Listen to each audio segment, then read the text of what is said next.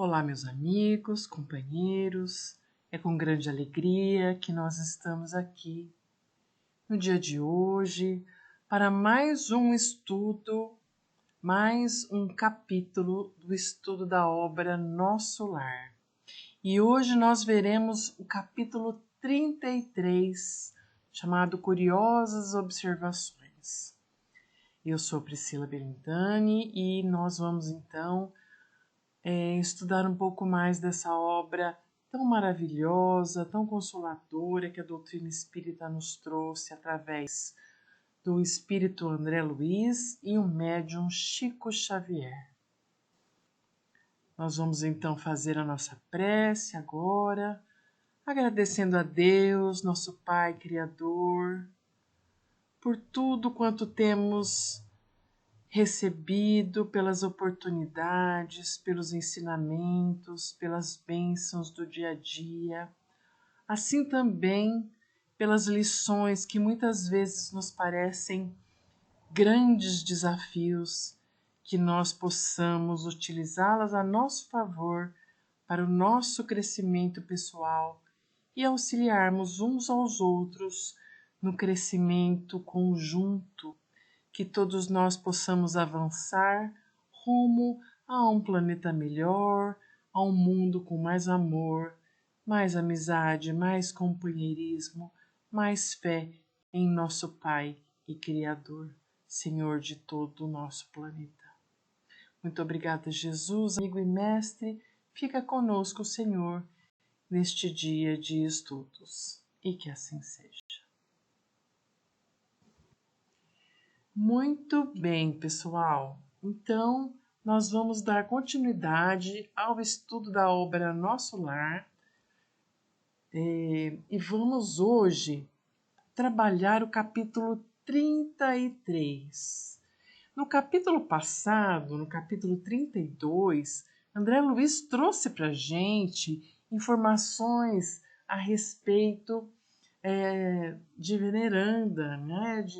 Narcisa traz para a gente muitas informações a respeito do funcionamento dos ministérios e como a ministra Veneranda era uma pessoa tão estimada e trazia no seu coração um trabalho maravilhoso em benefício de amigos espirituais, de uma família espiritual que ainda estava se demorando nos processos de aprimoramento na Terra e que ela esperava com paciência, auxiliando no desenvolvimento daquele conjunto de espíritos que estavam retardatários no seu aprendizado. Então, por amor, ela continuava ali. E aí, então, a gente continua agora no capítulo 33. André Luiz estava junto com Narcisa esperando que os samaritanos viessem daquela excursão que eles fizeram ao umbral para resgatar aqueles espíritos que já tinham alguma condição de serem transportados para as câmaras de retificação ali no ambiente do Nosso Lar. Então, André Luiz vai dizer assim: nesse momento que ele estava ali esperando, né? Poucos minutos antes da meia-noite, a Narcisa permitiu a minha ida ao grande portão das câmaras. Os samaritanos estavam nas vizinhanças, então ele ficou ali observando quando eles se aproximavam para tomar as providências. Então ele disse que aquele caminho era lindo, maravilhoso. Ele fala assim: com que emoção tornei ao caminho cercado de árvores frondosas e acolhedoras. Então, naquele ambiente, ele se sentia revitalizado, revigorado. Era um ambiente assim muito gostoso, que trazia paz, que trazia novas energias. E ele fala assim: aquele ar embalsamado figurava-se-me uma bênção, porque nas câmeras, apesar das janelas amplas, não experimentara tamanha impressão de bem-estar. E ali, ele estando sozinho, ele começa a ponderar, a refletir sobre uma série de coisas, né? Ponderei os acontecimentos que me sobrevieram, desde o primeiro encontro com o ministro Clarencio. Onde estaria a paragem de sonho? Na Terra ou naquela colônia espiritual? Que teria sucedido a Zélia, que era sua esposa, e aos filhinhos? Por que razão me prestavam ali tão grandes esclarecimentos sobre as mais variadas questões da vida, omitindo contudo qualquer notícia pertinente ao meu antigo lar? Minha própria mãe me aconselhara o silêncio, abstendo-se de qualquer informação direta.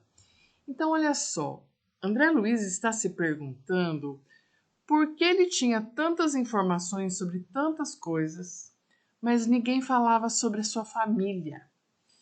E realmente o que acontece é que muitas vezes a gente acha que a gente desencarna e a gente chega do lado de lá completamente lúcido, completamente preparado, completamente forte para lidar com as dificuldades, com o conhecimento sobre o que está acontecendo aqui na Terra, com os nossos amados. Mas a verdade é que nós chegamos muito despreparados ao plano espiritual. Quando nós vivemos aqui encarnados, nós acabamos nos apegando demais à matéria e a esses conceitos de posse. Então a gente diz a minha família, o meu marido, o meu filho, a minha esposa, a minha casa. E é muito difícil para a gente perceber que tudo nos é emprestado para que nós possamos usufruir e nos desenvolvermos. Mas quando a gente volta para o plano espiritual, tudo fica aqui na Terra. E nós, quando chegamos lá, precisamos nos preparar muito bem para que a gente possa realmente olhar para o plano da matéria e ver os espíritos que aqui ficaram como nossos irmãos em evolução. Isso é complexo, é um verdadeiro desafio. Então, André Luiz continua pensando assim: tudo indicava a necessidade de esquecer os problemas carnais, no sentido de renovar-me intrinsecamente.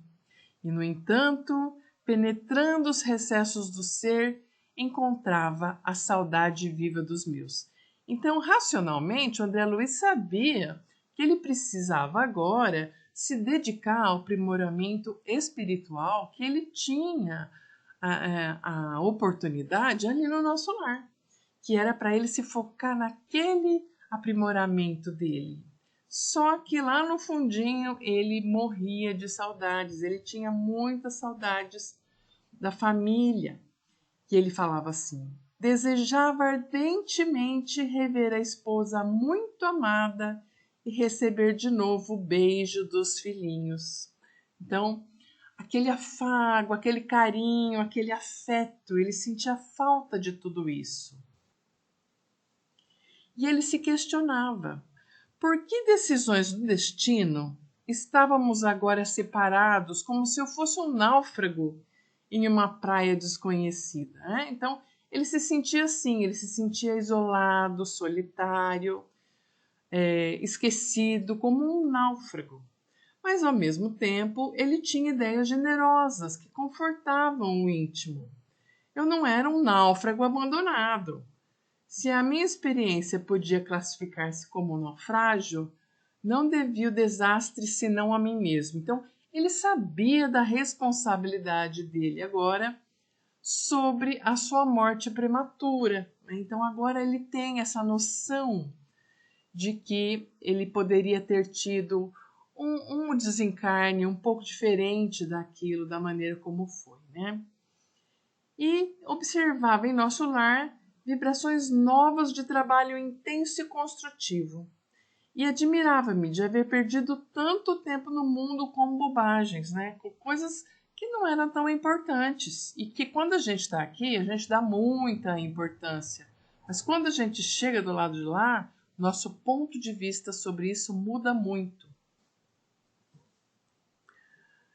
Enfim, ele pensa, né, que ele amou demais a companheira de lutas, ele dispensou aos filhinhos muita ternura, mas examinando desapaixonadamente a minha situação, tanto de esposo quanto de pai, o que ele reconhecia? O que ele percebia agora que ele tinha mais lucidez, né? Porque quando a gente desencarna, parece que tira um véu da nossa mente, dos nossos olhos. A gente enxerga tudo com muito mais clareza.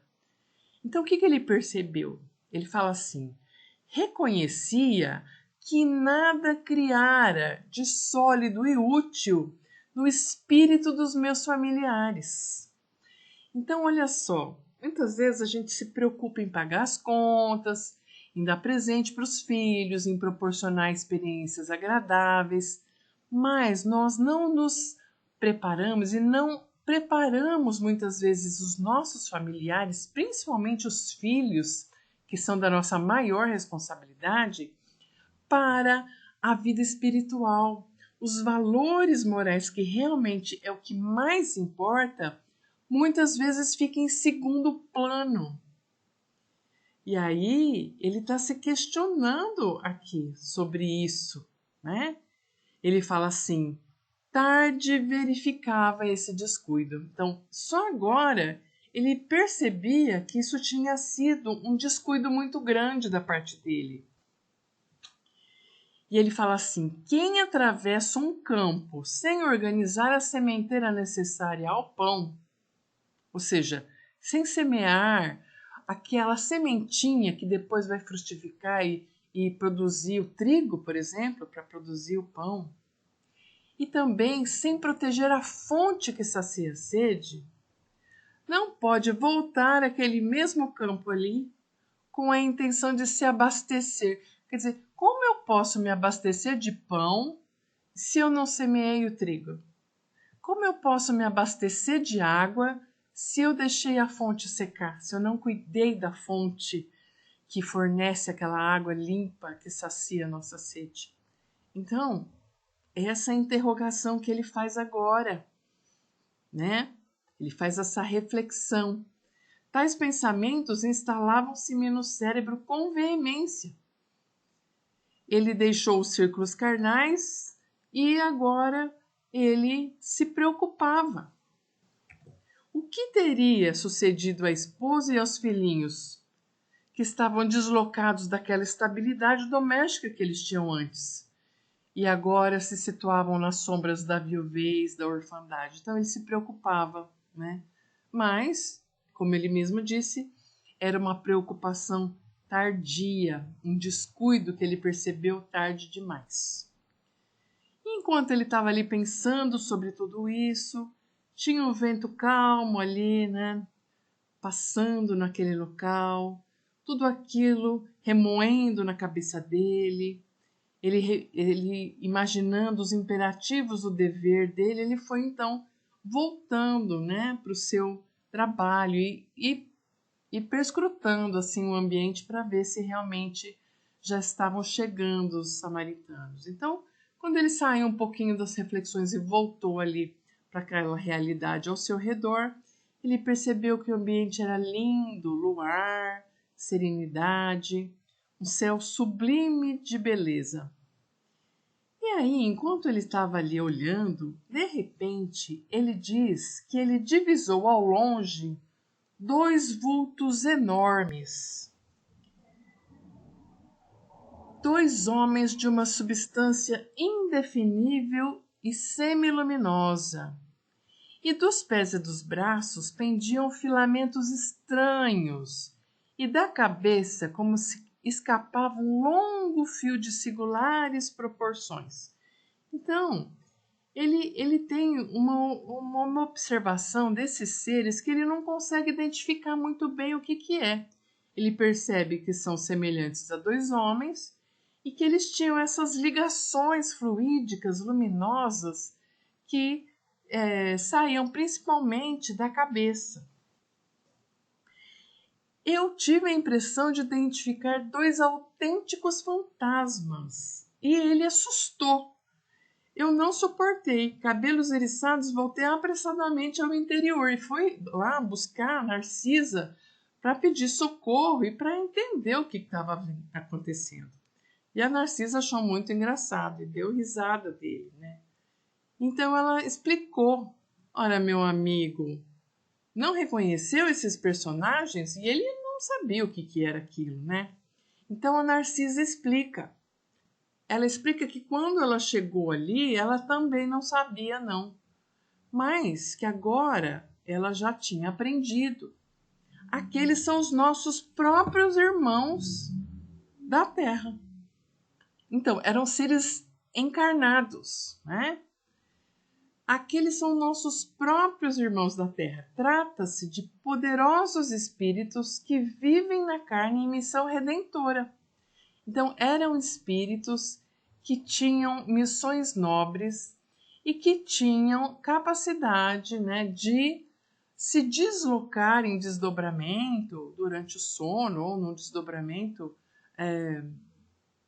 diferente, né? Eles poderiam transitar até aquele plano ali do nosso lar em missões que a Narcisa não podia compreender muito bem. E que esses filamentos, esses fios que ele estava observando, e que a gente chama de fios de prata, isso é aquilo que diferencia o encarnado do desencarnado. Então, o desencarnado não tem esses fios de prata e os encarnados têm. Por quê? Porque o corpo físico fica aqui no plano mais material, enquanto o perispírito, né, o corpo perispiritual, que é mais fluídico, se desloca então até os planos um pouco mais superiores, como é ali no nosso lar. E a gente fica então ligado por esses filamentos, por esses fios. E ela fala assim: não tenha medo. Os encarnados que conseguem atingir aqui esses locais, essas paragens onde nós estamos, são criaturas extraordinariamente espiritualizadas, ou seja, eram pessoas muito evoluídas, né? Lá na Terra, eles podem até se confundirem com seres muito simples, muito obscuros, desconhecidos mesmo. Mas aqui eles têm uma missão importante, né? Então, depois disso, a Narcisa fala: bom, agora nós temos aí uns 40 minutos até já passados da meia-noite, né? Os samaritanos não vão tardar. E aí eles se dirigem então novamente ao portão para esperar, né, por aquela equipe que estava ali se aproximando, né? Então, de repente, depois de muito esperar ali, eles percebem que a caravana dos samaritanos estava se aproximando. Identifiquei a caravana que ameaçava em nossa sob aquela claridade branda do céu. E de repente ouviu ladrar de cães a uma grande distância. E aí o André Luiz ficou assombrado. Mas o que é isso? Aí a Narcisa explica. Os cães são auxiliares preciosos nas regiões obscuras do umbral, onde não existem somente os homens desencarnados, mas também verdadeiros monstros que não cabe agora descrever. Bom, gente, a gente vai ter que estudar muito ainda para a gente compreender que esses monstros, esses seres que existem ali no umbral, né, na verdade, eles têm várias naturezas, né? Eles podem tanto serem seres que perderam a sua forma humana por conta dos pensamentos, das atitudes, como podem ser também criações mentais, né? Então, a gente ainda vai estudar no futuro muito dessas formas complexas que são formadas ali nesse plano espiritual. E o André Luiz, ele continua olhando e ele fixa atentamente o grupo estranho que se aproximava. E ele explica assim, ó: 6 grandes carros, como se fossem diligências, Precedidos da matilha de cães alegres e barulhentos, eles vinham sendo trazidos por animais que de longe pareciam como muares. Na verdade, sim, são como jumentos, né? Como mulas terrestres. Mas a nota mais interessante eram os grandes bandos de aves de corpo volumoso que voavam a curta distância acima dos carros, produzindo ruídos singulares. Então, tinham diligências, carros para transportar aqueles espíritos que estavam vindo ali das instâncias do umbral. E o André Luiz não entendia por que tinha que ter um transporte assim tão simples. Por que simplesmente não tinha um aeróbus para ir buscar aqueles espíritos? Por que tinha esses animais que vinham então junto com a diligência? Por que os cães? Por que os moares? Por que aquelas aves? Ele não compreendia, né? E ela vai explicar então que existe uma diferença de densidade entre o nosso lar e o umbral. Do mesmo modo que tem uma diferença de densidade entre o ar e o mar, por exemplo. Então, um avião ele não vai conseguir se locomover dentro do oceano do mesmo jeito que ele se locomove no céu, né? E também era importante utilizar de meios que não magoassem, não ofendessem, não chocassem aqueles espíritos ainda muito empedernidos, muito ainda debilitados que estavam ali no umbral. E ela explica então a importância, né, desses animais. Ela explica a importância dos cães, por exemplo. Né? Os cães facilitam o trabalho. Eles são como auxiliares, como ajudantes. Então, em várias passagens, em vários livros da literatura espírita, a gente vai ter informações de que existem animais que auxiliam o ser humano. Então, do mesmo jeito que aqui no plano da Terra, os animais são seres que também estão em evolução, são os nossos irmãos em evolução e nos auxiliam assim como nós auxiliamos a eles, ou pelo menos deveríamos auxiliar na sua evolução. Lá no plano espiritual também eles servem como auxiliares, como ajudantes. Então ela explica que os cães facilitam o trabalho, que os muares suportam aquelas cargas de uma maneira paciente e também fornecem energia, calor naquelas zonas mais inferiores, muito frias se fosse necessário. E que aquelas aves que eles estavam sobrevoando ali e que eles chamavam de ibis viajores são excelentes auxiliares dos samaritanos. Por quê? O que eles fazem? Eles devoram formas mentais odiosas e perversas.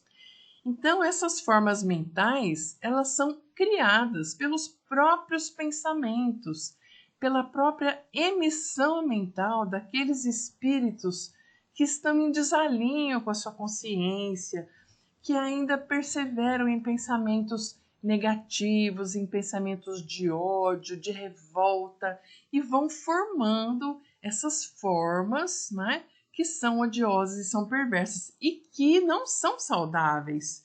E que se fossem acompanhando aqueles espíritos e entrassem junto com eles dentro de nosso lar, seriam então prejudiciais, né, dentro daquele ambiente.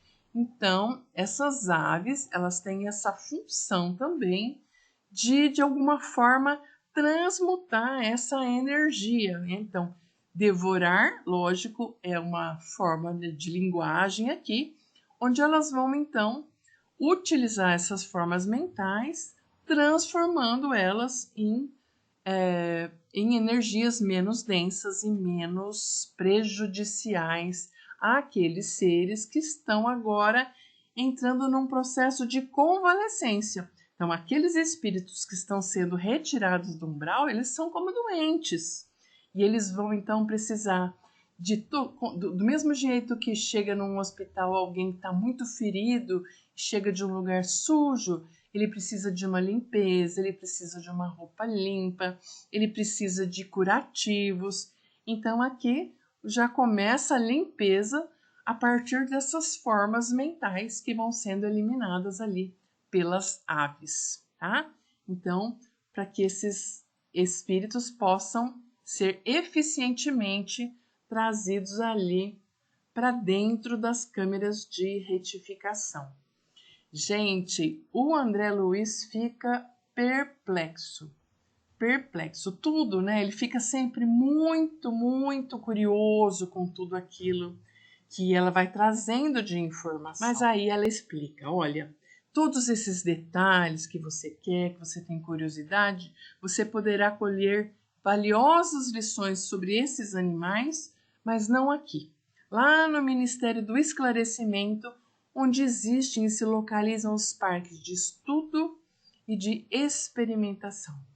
E aí, como aqueles seres todos que estavam chegando na caravana precisavam de atendimento, a Narcisa foi distribuindo ordens de serviço aqui e acolá e preparando-se e auxiliando no preparo para receber aqueles novos doentes do espírito.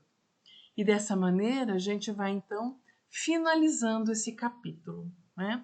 Então, essas curiosas observações que o André faz aqui no capítulo 33 vão dar margem então para a nossa próxima aula, aonde o André Luiz vai explicar como aqueles recém-chegados do umbral serão tratados, auxiliados e encaminhados para o seu restabelecimento, para a retificação mesmo dos seus pensamentos, dos seus comportamentos e o futuro deles ali no nosso lar.